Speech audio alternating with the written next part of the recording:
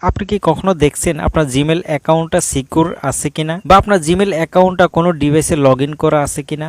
বর্তমানে একটি Gmail account দিয়ে কিন্তু একটি ফোনের সকল তথ্য দেখা যায় এবং নিয়ে নেওয়া যায়। আপনারা অনেকে আছেন যারা কিনা আপনার জিমেল অ্যাকাউন্টটি বিশেষ কোনো দরকারে আপনার ফ্রেন্ড সার্কেলের ফোনে লগ ইন করছেন কিন্তু লগ আউট করতে ভুলে গেছেন। আপনি অবশ্যই চেক করে নেবেন আপনার জিমেল অ্যাকাউন্টটি কি অন্য কেউ ব্যবহার করতেছে কিনা।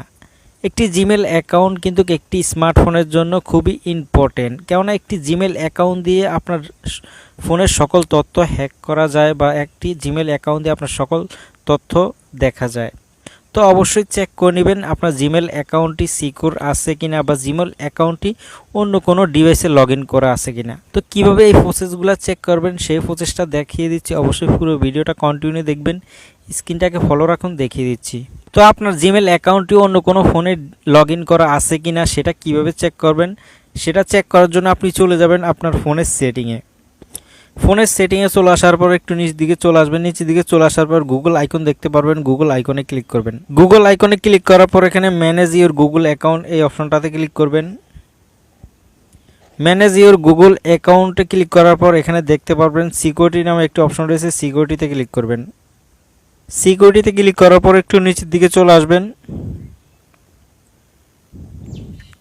নিচের দিকে চলে আসার পর এখানে দেখতে পারবেন ইউর ডিভাইস, এখানে রয়েছে ম্যানেজ অল ডিভাইস এই অপশনটাতে ক্লিক করবেন।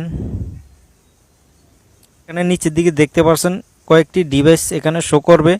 যদি আপনার জিমেল অ্যাকাউন্টটি অন্য কোনো ফোনে লগ ইন করা থাকে তাহলে এখানে কিন্তু ফোনগুলো শো করবে, কোন কোন মডেল কোন কোন ফোন কিন্তু এখানে সেটা শো করবে। এখানে দেখতে পাচ্ছেন আমার জিমেল অ্যাকাউন্টটি দুইটি ফোনে লগ ইন করা আছে, সেটা কিন্তু এখানে শো করতেছে। এখানে দেখতে পাচ্ছেন একটি একটা।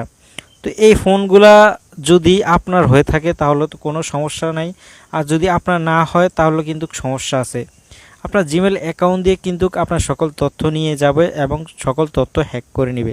তো অবশ্যই এই জিমেল অ্যাকাউন্টটা আপনার যে জিমেল অ্যাকাউন্টটা অন্যর ফোনে লগ ইন করা আছে এটাকে লগ আউট করে নিতে হবে অন্যর ফোন থেকে।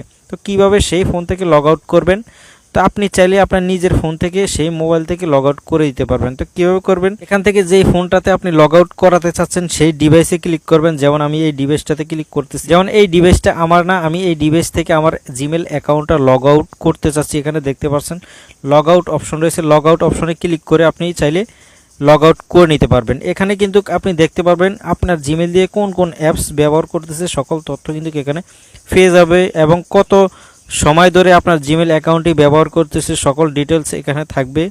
কত সময় ধরে কত তারিখে আপনার লগ ইন করছে সেটাও এখানে ডিটেলসে পেয়ে যাবেন।